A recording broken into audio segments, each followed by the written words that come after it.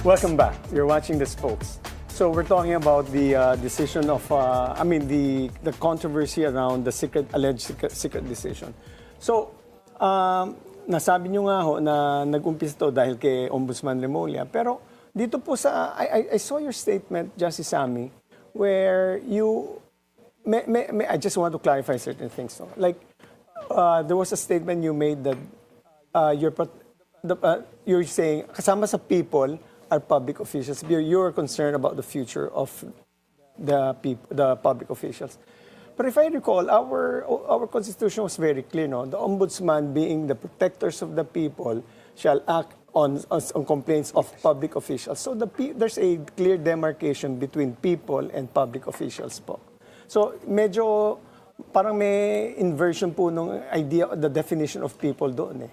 Well, people would refer people as a whole. Right. But we're talking here of the fight against graft and corruption. Right. So we have to protect the people from corrupt government officials. Correct. Okay? So yun ang sinasabi ko. But in my own context, I just don't have to protect the rights of the people, the complainants.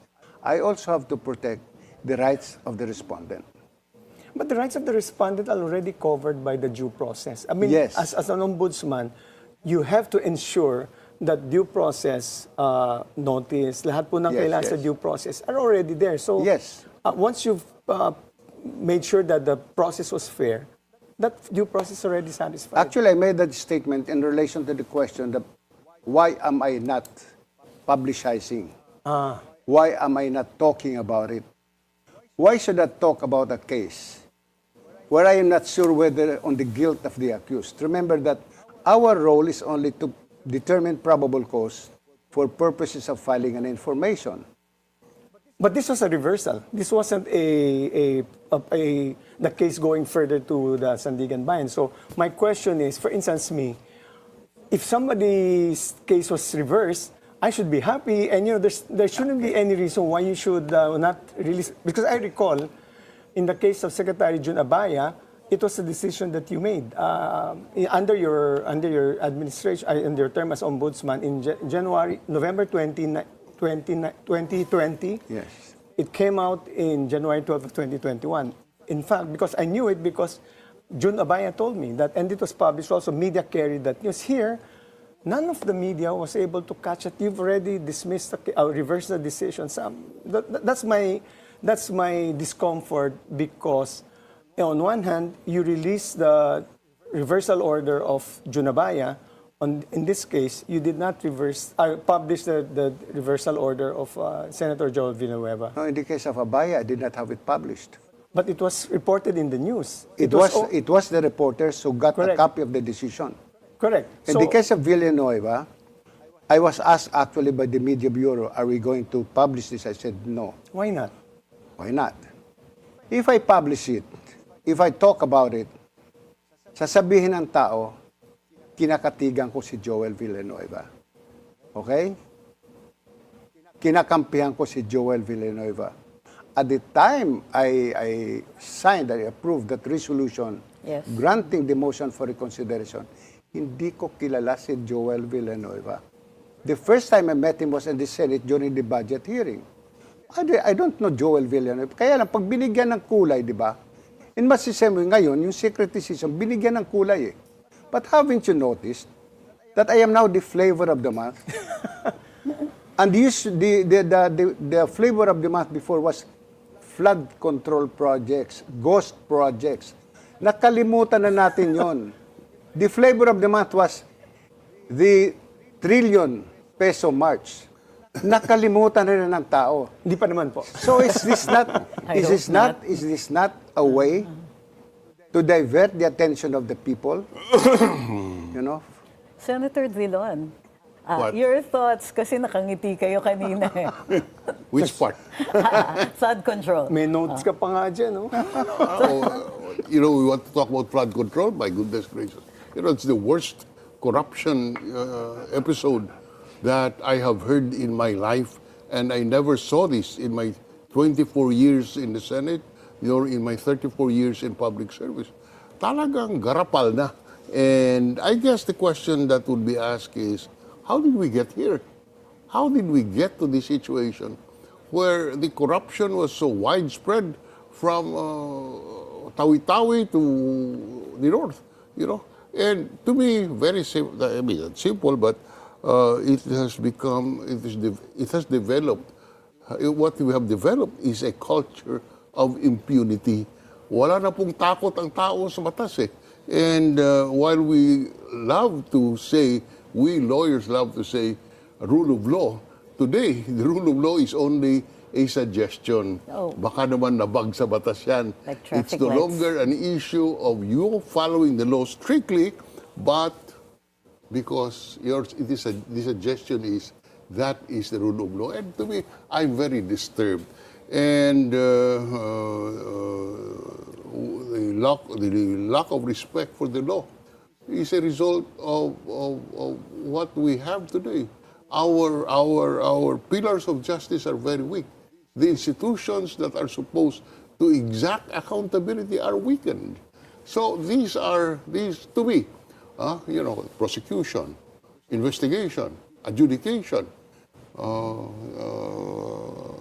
punishment, and even society. Oh, just the last one. Ito, in our last hearing, I was invited by the Committee on Justice in the Senate to talk about the ICI. On that same day, the office of the DPWH was burned. So what do you think was on the headline the following day? It is not what we said in the ICI hearing on the jurisdiction, etc., but the burning of the DPWH building. This is what disturbs me. Also, so that's why I'm saying everybody bears the blame, and everybody should take a second look, should look back and see why did we get to this?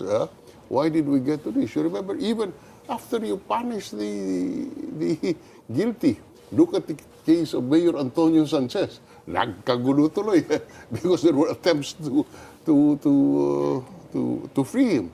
So to me, it calls for an overall review and the consciousness that sama-sama tayo dito lahat. If our system would collapse, you go back to martial law, because then people will be looking for a strong arm to let the people behave. From that, let me just ask a final question to both Justice Sammy and FMD. After all the revelations, after all these reversals, can we still trust the Ombudsman as the premier accountability institution, not a quasi-judicial tribunal, but as an accountability institution? Can we still trust the process in the Ombudsman? I'll make this statement. The people are not convinced that we are in a system where the rule of law is the primary system that governs the conduct of men. That portion of the belief is eroded, and not only on the Ombudsman, but in all the 5 pillars of justice. And that is a sad commentary on where we are today.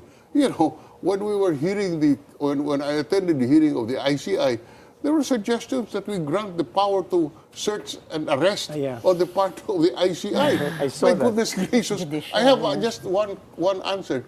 Do you want to go back to the regime of the ASO? When the arrest and seizure were ordered by the Frank, maraming Gen Z rito, kaya hindi nila maasa that is, in effect, what you're looking for. Is that what we want?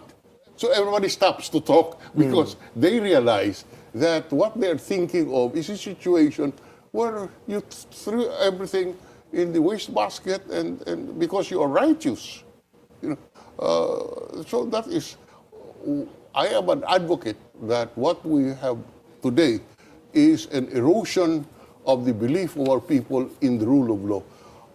So we must do everything, everybody in society involved in having an orderly society, involved in restoring back our people's faith in our rule of law and our justice system. Sir Sam, what do you think of this whole thing as a final wrap-up on what is your take on what's going on right now? Well, Well, I look at it as, as a diversionary tactic, as I said, to let the people in the meantime forget about the ghost projects, about the flood control anomalies. So divert it to the secret decision, which there is no secret decision. The secret decision is just, yung bukang bibig lang ni Ombudsman Remulla. But I would advise Ombudsman Remulla, if you are listening, you work. Stop conducting press conferences almost every day because you will never know what is really happening in the office of the Ombudsman. Biro mo, hindi mo alam anong proseso sa isang kaso. Hindi mo alam kung bakit nagkaroon. I do not blame Justice Carpio Morales na hindi niya alam yung motion for reconsideration. Why? Once a motion for reconsideration is filed, the Ombudsman is not informed. The Records Division sends that motion for reconsideration together with the records immediately to the handling hearing officer, the one who issued the decision. Unless the hearing officer, his or her director, and his or her assistant ombudsman will tell the ombudsman, doon lang malalaman ng ombudsman. In my case, there are a lot of times when reporters would ask me, Justice, what happened to the motion for reconsideration filed Mr. X? Mayroon ba? So hahanapin ko yung kaso, I will ask them. Even cases that are filed, hindi alam ng ombudsman yon. Kaya kung minsan nagmumukhang tanga yung ombudsman. Kaya kung wala kang gagawin, press con ka na mag-press con, wala ka talaga maalalaman sa ombudsman ko. Now, why is it na sinasabi niya, bakit hindi alam na ibang grupo yung existence ng motion for reconsideration? Dahil yung ginagawa ko, hindi dapat malaman ni Atty. Trixie. Why? Baka pag nalaman ni Atty. Trixie, ibenta yung ginagawa ko. All Atty. Trixie has to do, if my recommendation is favorable to the respondent, look for the respondent and tell the respondent, gusto mo manalo sa kaso mo? Bigay ka lang ng 20 million. It happened several times. Bigay ka lang 20 million, ako nang bahala kay ombudsman.